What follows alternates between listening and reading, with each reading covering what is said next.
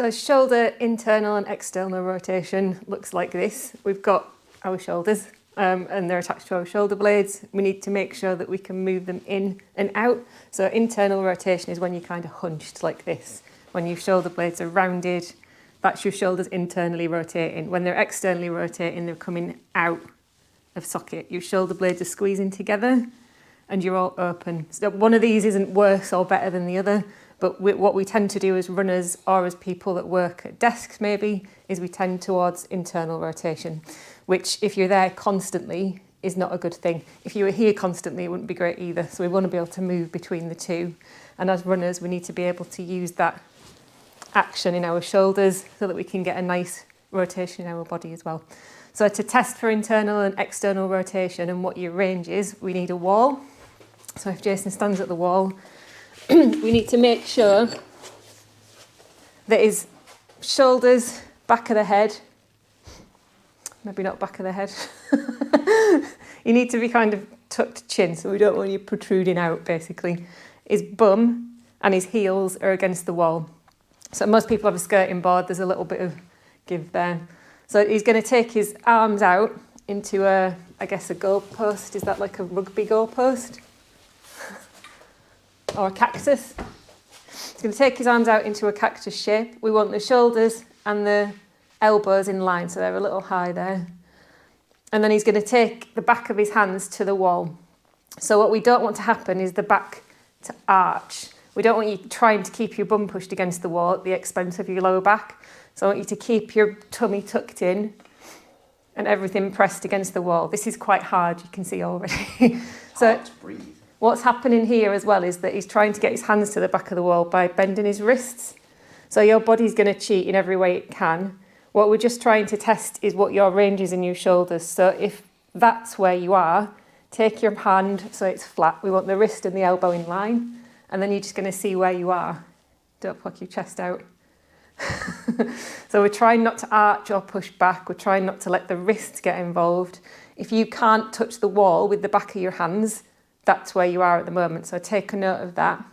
Ideally, we're trying to get the elbows and the backs of the hands and the shoulders all in contact with the wall. That'd be a nice rotation. So probably most people aren't quite there.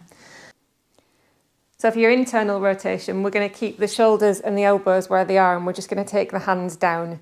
And what we're trying to do is keep the hands flat, the palms flat again, when we don't want the wrists to just try and help us. So you're trying to keep your hands flat and just see how far you can get towards the wall.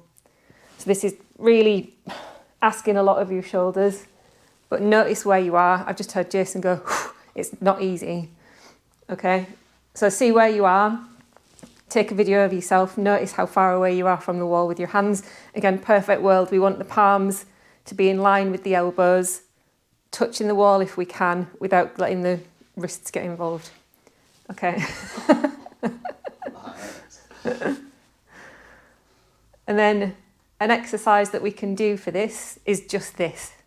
So we can do what we call wall angels. You're going to take your palms up again, and you're just going to go up and overhead, again without arching your back, trying to keep your palms on the wall. Ideally you want a nice high ceiling. And then you're just going to drag your hands down with your elbows in contact with the wall, squeezing your shoulder blades together. And then you're going to go down nice and slowly, keeping that pressure in your shoulders, and sort of imagine that the air is really thick and that you're pushing the air down. And then you're just going to go backwards and forwards like that, nice and slowly. Create some resistance with your hands. You're pushing the air backwards and forwards, you're pushing it up and down, you're pulling when you come down, trying to keep your elbows in contact with the wall or wherever they were at your maximum. So that's a good exercise to do. You'll really feel that in your shoulder joints. Yeah. So it doesn't look amazing, it's not weighty and stuff, but it's hard. Another one you can do if you do have a couple of little weights, so even something tiny like this, is the same sort of action but just away from a wall and with a couple of weights. So you can hold some weights in your hands, you can hold a couple of light dumbbells. I wouldn't do this with anything heavy because it gets quite burny quite fast.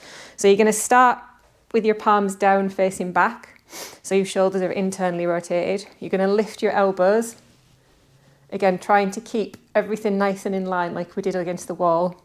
You're going to rotate outwards, elbows in line with shoulders, and then you're going to press up. So if you did want to add weights to this, this is a movement to do. Go back the way you came, rotate downwards and inwards, try not to get your wrists involved, and then come down. And again, like 8 to 10 of those get really burny really fast, so it does work your joints really well. Okay.